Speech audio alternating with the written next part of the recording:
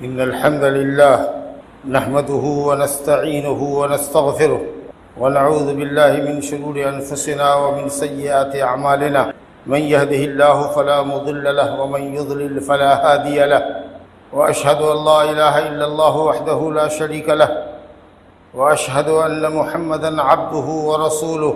يا أيها الذين آمنوا اتقوا الله حق تقاته ولا تموتن إلا وأنتم مسلمون. يا أيها الناس اتقوا ربكم الذي خلقكم من نفس واحدة وخلق منها زوجها وبث منهما رجالا كثيرا ونساء واتقوا الله الذي تساءلون به والأرحام إن الله كان عليكم رقيبا.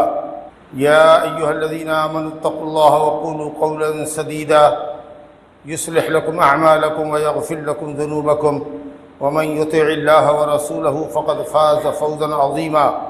أما بعد فإن خير الحديث كتاب الله وخير الهدي هدي محمد صلى الله عليه وسلم وشر الأمور محدثاتها وكل محدثة بدعة وكل بدعة ضلالة وكل ضلالة في النار. أعوذ بالله من الشيطان الرجيم. فمن كان يرجو لقاء ربه فليعمل عملا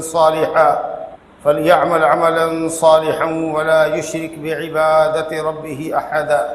وقال النبي المصطفى صلى الله عليه وسلم إنما الأعمال بالنيات وإنما لكل امرئ ما نوى.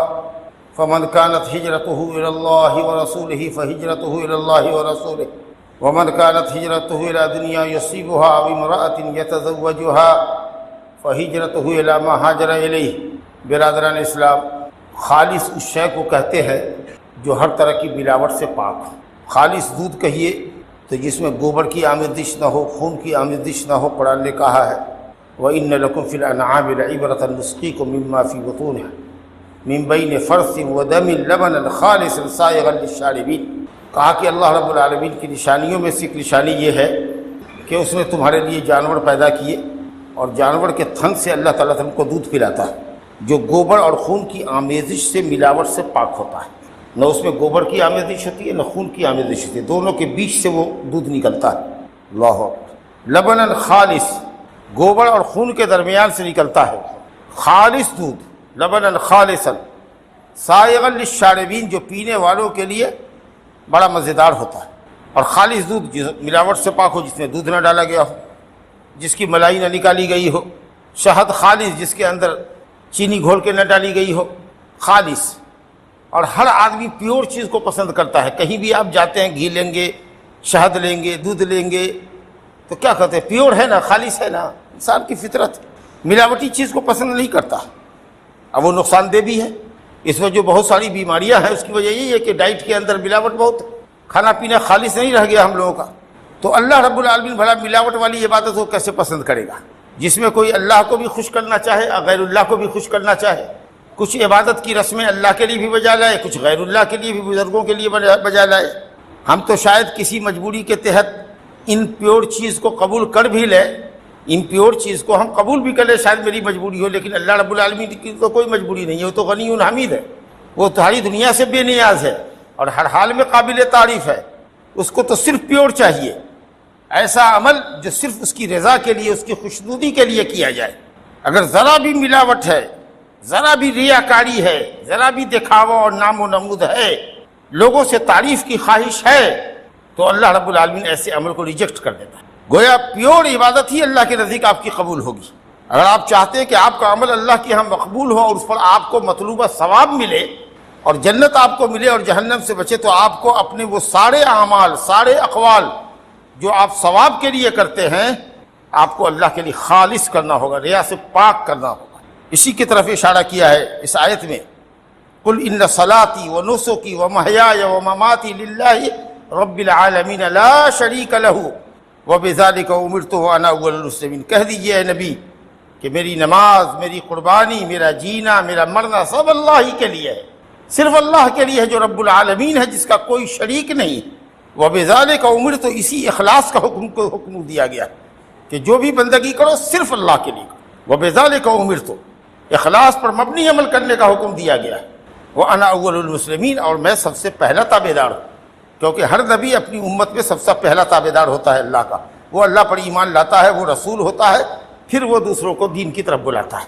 تو یاد رکھیے، کوئی بھی قول و عمل جو رضا الہی کے لیے ہو، ثواب کے لیے ہو، اس کے لیے اساس کی حیثیت، بنیاد کی حیثیت اخلاص کو حاصل ہے۔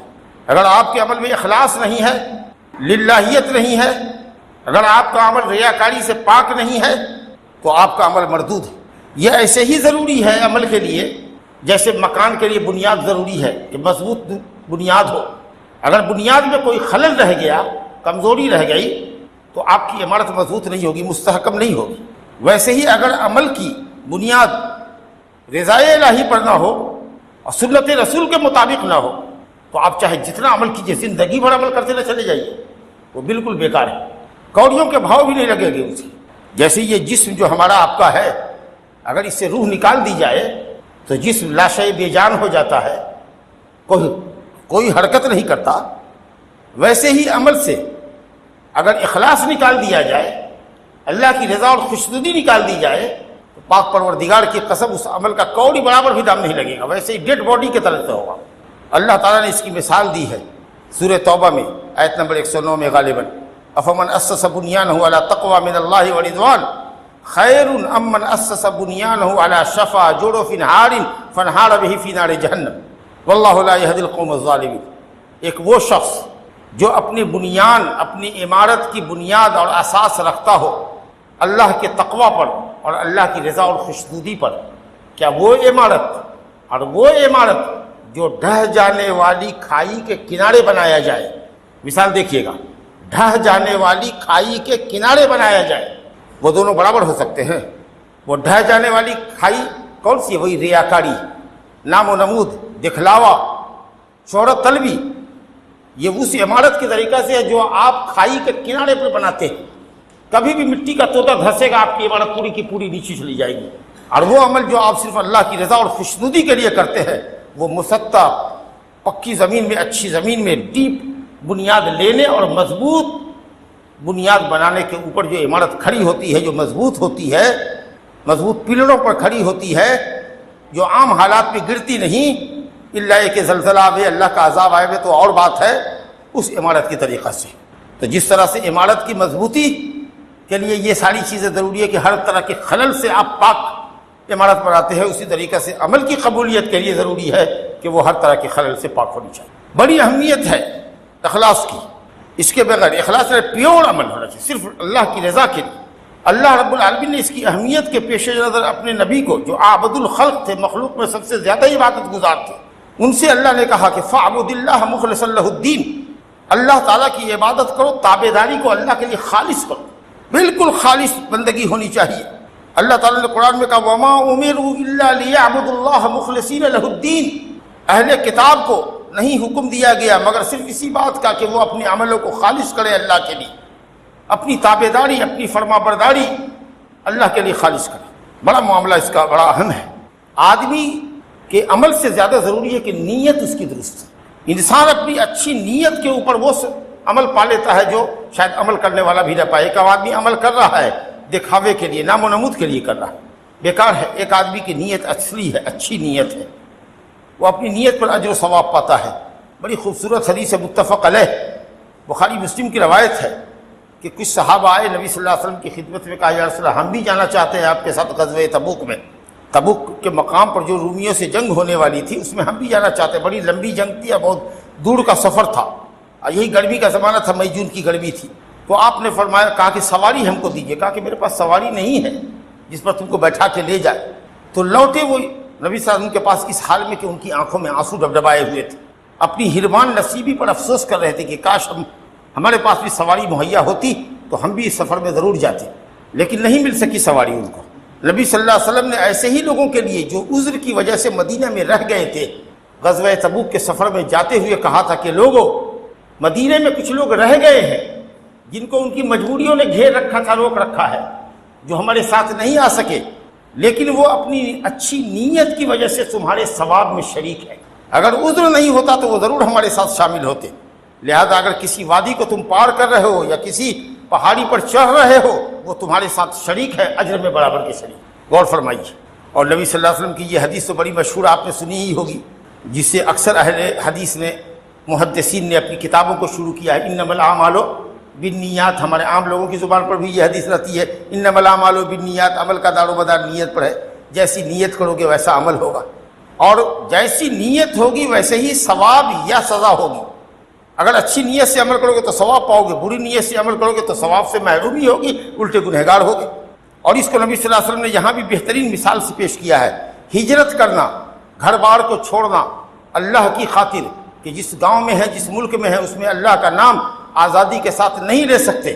دین پر عمل کرنے میں بڑی سختی ہے، بڑی پریشانی ہے. جیسے مکے میں شروعاتی دور میں فتح مکہ سے پہلے مسلمانوں کا حال کفار نے کر رکھا تھا، تو صحابہ کرام چلے گئے حبشہ نجاشی بادشاہ کے پاس، اور پھر اس کے بعد مدینہ چلے آئے.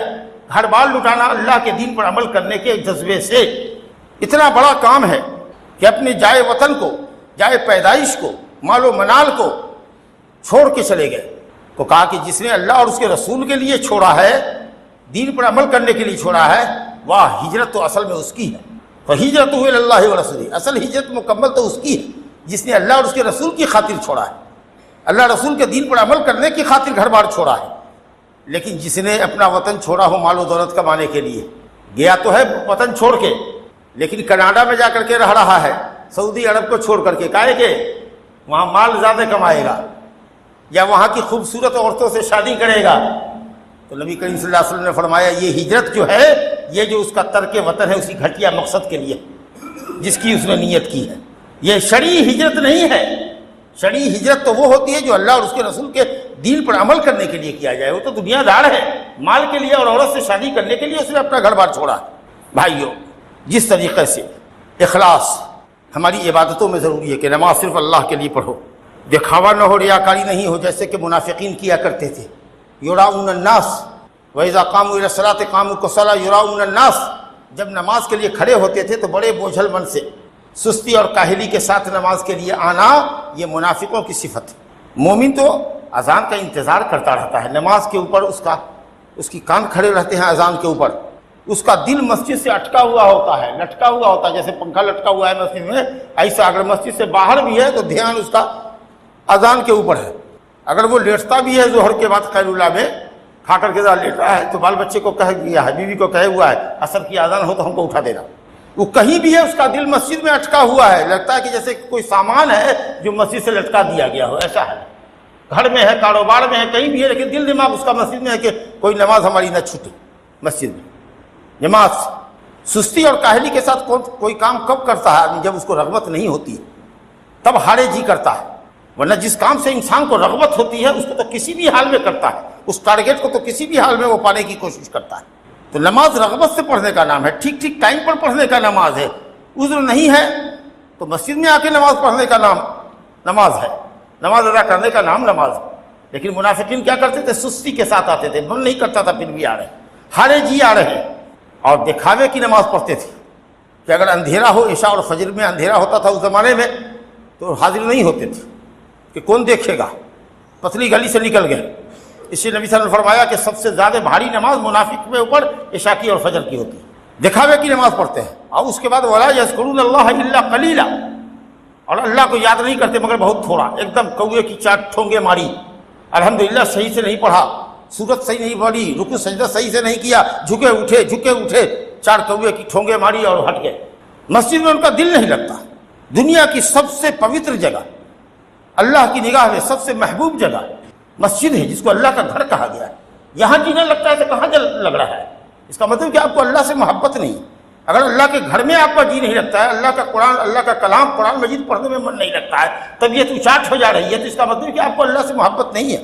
یہ تو محبت کو ناپنے کا پیمانہ ہے. ایسا بھاگتے ہیں ہم جیسے کہ لگتا ہے کہ جیل میں ہم قیدی ہوں. رہائی ہو جاتی ہے سلام کے بعد، اور اگر جاتے ہیں تو گھروں میں سنت پڑھتے ہیں کہ نہیں پڑھتے ہیں، وہ اللہ ہی محافظ ہے اس کا. تو بہرحال یہ سب منافقین کی نماز ہے. تو جس طریقے سے ہماری نماز میں اخلاص ہے کہ ہم اللہ کی رضا اور خوشنودی کے لیے کریں، روزہ رکھیں تو صرف اللہ کی رضا کے لیے کریں، مال کی زکوٰۃ دیں یا نان نفقہ خرچ کریں کسی سے تو اس لیے کہ اللہ ثواب سے بہروور کرے، حج اس لیے کریں تاکہ اللہ ہم سے راضی اور خوش ہو، ہمارے گناہوں کو اللہ معاف کرے، نہ اس لیے کہ ہم کو لوگ حاجی کہے، نہ اس لیے ہم مال خرچ کریں کہ کوئی ہم کو بہت بڑا سخی کہے. تو جس طریقے سے یہ سب ضروری ہے عبادتوں کے اندر اسی طریقہ سے ضروری ہے دنیا کے کاموں کے اندر بھی۔ مثال کے طور پر اگر آپ کسی کی ملازمت کرتے ہیں، آپ کو اس شخص کا مخلص ہونا چاہیے۔ آپ اسی کی تنخواہ لیتے ہیں، جی اسی کے یہاں سے آپ کو اللہ نے روزی کا سامان مہیا کیا ہے، اور آپ اس مالک کے خلاف کام کرتے ہیں، اس کے کاروبار کو نقصان پہنچانے کی کوشش کرتے ہیں۔ کیا کوئی شخص ایسے ملازم کو رکھنا پسند کرے گا؟ آپ 8 گھنٹہ کے لیے 6 گھنٹہ کے لیے مزدور مستری رکھتے ہیں، آپ چاہتے ہیں کہ پوری محنت سے ہمارا کام کرے، اگر بیچ میں کوئی لے جا کے ذرا سا چلو تو 5 منٹ کے لیے ہمارا ایک کام دیکھ لو تو ایک اینٹ بیٹھا دو گے، آپ کہیے نا تنخواہ ہم دے رہے ہیں، پیسہ ہم دیں گے، کہاں جائے گا؟ ہمارا مکمل کرے گا، پارٹ ٹائم میں جائے گا، خالی ٹائم میں جائے گا، شام میں چھوٹے گا تب آپ کا کام دیکھے گا۔ آپ اتنا لڑنے مرنے کو تیار ہوتے ہیں، بتائیے۔ اسی طریقے سے کوئی بھی ملازم ہو، کوئی بھی مدرس ہو، کوئی بھی امام خطیب ہو، جو اس کی ذمہ داری ہے اس ذمہ داری میں کوئی بھی کوتاہی اور غفلت برداشت نہیں کی جا سکتی ہے۔ آدمی چاہتا ہے کہ مخلص ہو، تو اخلاص تو ہر جگہ مطلوب ہے، بغیر اس کے کام کہاں چلتا ہے۔ بہت لمبی گفتگو ہے اس میں، خطبہ مختصر ہے۔ نبی کریم صلی اللہ علیہ وسلم کے مشہور صحابی حضرت ابو ہریرہ رضی اللہ عنہ نے ایک حدیث سنائی، اور بعض روایتوں میں ہے کہ حدیث سنانے سے پہلے کئی مرتبہ بے ہوش ہوئے، روتے روتے ہلکان ہوئے، اور جب ہوش میں آیا تب سنایا، سنانے لگتے تھے پھر بے ہوش ہو جاتے تھے، ایسی کیفیت ہوئی۔ حضرت معاویہ نے جب اس حدیث کو سنا تو بہت بے ہوش ہو گئے، اور جب ہوش میں آئے تب انہوں نے قرآن کی آیت پڑھی، من کان یرید الحیات الدنیا وزینتہا نوفی الیہم اعمالہم فیہا وہم فیہا۔ جو لوگ دنیا دار ہیں، دنیا میں ان کو ان کی چاہت کے مطابق اللہ چاہے تو مل جائے تو مل جائے، ورنہ ایسے دنیا داروں کے لیے آخرت میں کچھ نہیں۔ کیا حدیث ہے کہ سب سے پہلے جن لوگوں کا محاسبہ ہوگا قیامت کے دن وہ 3 طرح کے لوگ ہوں گے، جن کو اللہ تعالیٰ حاضر کرے گا اور نعمتیں پہچنوائے گا کہ دنیا میں ہم نے تم کو یہ نعمتیں عطا کی تھی، سب پہچان لے گا۔ ارے تم کون تھے بھائی؟ تم بہت بڑے طاقتور تھے، پہلوان تھے، تم نے کیا کیا ہماری دی ہوئی طاقت کا؟ تو اللہ ہم نے تیرے راستے میں قتال کیا، جنگ کیا، بڑے مشرکین کو مارا پچھاڑا، دشمنوں کو۔ اللہ رب العالمین جو ہماری نیتوں سے واقف ہے وہ کہے گا تو جھوٹا ہے، فرشتے بھی گواہی دیں گے کہ تو جھوٹا ہے، تو نے اس لیے بڑی بہادری دکھائی تھی کہ تاکہ تم کو کوئی بہادر کہے، لیقال انک جری، کہا جائے کہ تو بڑا پہلوان ہے، رستم ہے۔ تو دنیا میں کہا گیا اب تیرے لیے اجر آخرت میں کوئی ثواب نہیں، اللہ سچ۔ دوسرا آدمی ہے جس کو اللہ نے علم دیا، قرآن کا علم دیا، شریعت کا علم دیا۔ کیا کیا مولوی صاحب، حافظ صاحب، آپ نے کیا کیا؟ اللہ میں نے علم سیکھا اور سکھایا، قرآن پڑھا، واضح و بیان کیا۔ اللہ کہے گا تو جھوٹا ہے، تو نے اس لیے کہا کہ تاکہ تجھ کو عالم کہا جائے، تاکہ تجھ کو قرآن کا قاری کہا جائے۔ قاری صاحب، حافظ صاحب، مولوی صاحب، مولانا صاحب کے لقب سے ملقب ہونے کے لیے تو کرتا تھا، ریاکار تھا، تو مخلص نہیں تھا، بندگی میرے لیے خالص نہیں کرتا تھا، تو اپنے نام و نمود کا بھوکا تھا۔ سو دنیا میں بڑے بڑے لقب تم کو تمغے مل گئے، اب آخرت میں ہمارے یہاں اجر و ثواب کے نام پر کچھ نہیں ہے۔ تیسرا آدمی وہ آئے گا جس کو اللہ نے خوب دولت دی ہوگی۔ کیا کیا؟ یاد ہے تم کو؟ ہاں یاد ہے، کوٹھا صوفہ سب تھا، یہ دولت تھی، وہ دولت تھی، سونا چاندی، مویشی، مال، غلہ، پیسہ، روپیہ، سب تھا۔ کیا کیا؟ تو نیکی کا کوئی راستہ ایسا نہیں تھا مگر اس میں ہم نے خرچ کیا۔ فلانے گاؤں کی مسجد ہے نا اللہ تعالیٰ، وہ ہم نے اکیلے بنائی، فلانے مدرسے کے مدرسین کی تنخواہ ہم اکیلے دیتے تھے، اتنے بچوں کا وظیفہ ہمارے گھر سے جایا کرتا تھا، کوئی بھی ہمارے ہاتھ سے خالی نہیں گیا، میں دونوں ہاتھ سے لوٹاتا تھا۔ اللہ رب العالمین کا سو تو کرتا تو تھا ضرور، لیکن تیری نیت کیا تھی بتا؟ تو اس لیے کرتا تھا تاکہ تم کو سخی کہا جائے، تمہاری سخاوت کا پورے علاقے میں ڈنکا بجے۔ میں نہ جانتا ہوں تمہاری نیت کو، سو تو دنیا میں کہا گیا۔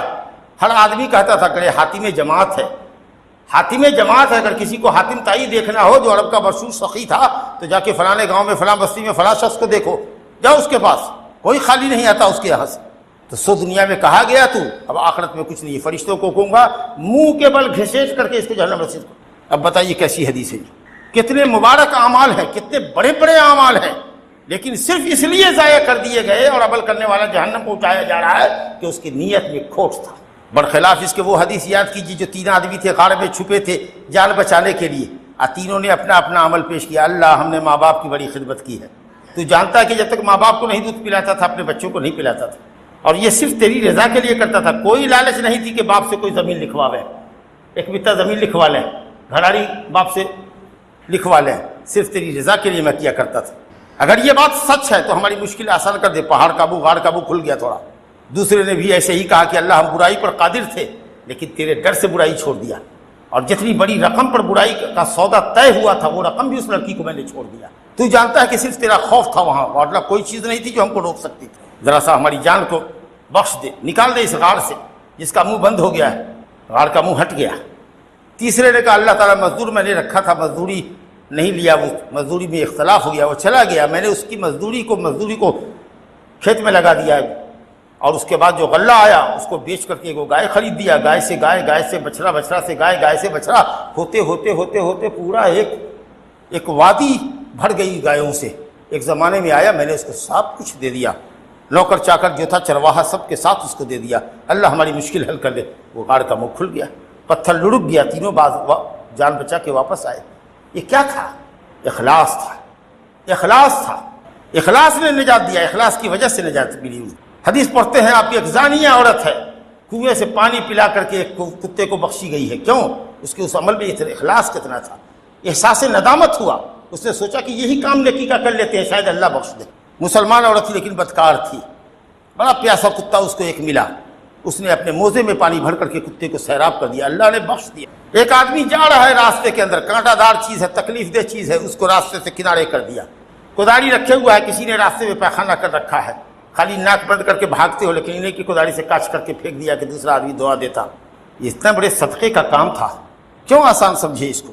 رب کی بخشش کے لیے کوئی بہانہ چاہیے۔ اللہ تعالیٰ ڈیل ڈول بدن کو نہیں دیکھے گا، ان اللہ لا ينظر الى صورکم ولا الى اجسامکم، اللہ تمہاری صورتوں کو نہیں دیکھتا، جسموں کو نہیں دیکھتا، ولکن ينظر الى قلوبکم واعمالکم، قلب کو دیکھتا ہے کہ اس میں نیت کیسی ہے۔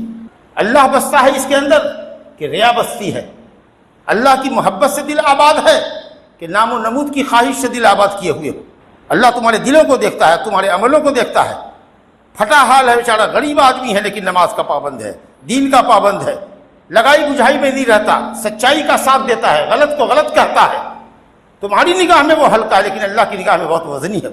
اب تم ظاہری اعتبار سے خوب ہائی فائی آدمی کیوں نہ ہو، لیکن تمہارا عمل اور کردار شریعت کے خلاف ہے، تم اللہ کے نزدیک مکھی اور مچھر کے برابر بھی نہیں۔ اللہ تمہاری صورت کو اور تمہاری اسٹیٹس کو نہیں دیکھتا ہے، اللہ تمہاری نیت کو دیکھتا ہے، تمہارے عملوں کو دیکھتا ہے۔ اس لیے ضروری ہے کہ کوئی بھی عمل کرو اخلاص اور للہیت ہونی چاہیے، اور دوسری بنیادی شرط کیا ہے کہ نبی کی سنت کے مطابق ہونا چاہیے۔ اگر اخلاص نہیں ہے، ریاکاری ہے تو شرک ہے، اور اگر نبی کی سنت کے مطابق نہیں ہے تو بدعت ہے، اور نہ مشرک کا کوئی عمل قبول نہ بدعتی کا عمل کوئی قبول۔ اللہ تعالیٰ نے فرمایا فَمَنْ كَانَ يَرْجُو لِقَاءَ رَبِّهِ فَلْيَعْمَلْ عَمَلًا صَالِحًا، جو تم میں کا نیک عمل کرنا چاہے، جو چاہتا ہے کہ اللہ سے ملاقات ہو، اللہ کا دیدار اس کو نصیب ہو، اس کو چاہیے کہ نیک عمل کرے، یعنی شریعت کے مطابق کرے۔ وَلَا يُشْرِكْ بِعِبَادَةِ رَبِّهِ أَحَدًا، اور رب تعالیٰ کی عبادت میں کسی کو شریک مت کرے، جو کچھ بھی کرو رضا الہی کے لیے کرو۔ اس کی بڑی اہمیت ہے اخلاص کی۔ جن 7 آدمیوں کو اللہ تعالیٰ، حدیث میں ہے نا، بخاری شریف کی روایت ہے، مسلم شریف، کہ جن 7 آدمیوں کو اللہ رب العالمین عرش کے سائے کے نیچے قیامت کے دن جگہ دے گا۔ یہ 7 ہی نہیں ہوں گے، اور بھی لوگ ہیں حدیثوں کے اندر، لیکن اس مشہور حدیث میں 7 ہے۔ ان میں ایک وہ آدمی بھی ہے، رجل تصدق بصدقۃ فاخفاها حتى لا تعلم يمينه ما تنفق شماله، وہ آدمی ہے کہ جب وہ داہنے ہاتھ سے خرچ کرتا ہے تو اس کے بائیں ہاتھ کو پتہ نہیں چلتا کہ کیا خرچ کیا، یعنی اتنا اپنے عمل کو چھپاتا ہے۔ معلوم یہ ہوا کہ نفلی عبادت کو چھپانا بہتر ہے۔ لمبی تسبیح دیر تک کرتے ہو، تسبیح تحلیل جا کے گھر میں کرو، لمبی دعائیں تنہائی میں کمار بند کر کے اللہ تعالیٰ کے سامنے گری و زاری کے ساتھ مانگو۔ اس لیے صحابہ کرام نوافل کو گھر میں لے جا کر کے پڑھتے تھے۔ حدیث میں ہے کہ نفل نماز گھر میں افضل ہے مسجد کے مقابلے میں، تاکہ شیطان کو موقع نہ ملے ریاکاری ڈالنے کا۔ ریاکاری سے بچنے کی صورت یہی ہے کہ اپنے عمل کو چھپاؤ، اور دوسرا یہ ہے کہ جس چیز کی لالچ تم دوسرے سے رکھتے ہو کہ فلاں تعریف کر دے ہماری، تو یہ سوچو نا کہ اس تعریف کرنے سے کیا ہو جائے گا۔ اگر کوئی کہہ دے کہ یہ بہت نمازی ہے، بڑا دیندار ہے، بڑا متقی پرہیزگار ہے، بہت اچھا عالم، بہت اچھا خطیب ہے، تو اس سے کیا مل جائے گا؟ گاؤں تمہارے نام لکھ دیا جائے گا۔ یہ تعریف سے پیٹ بھرنے والا ہے، لوگ کہتا ہے تعریف سے کیا ہوگا؟ اللہ کے پاس تعریف چاہو۔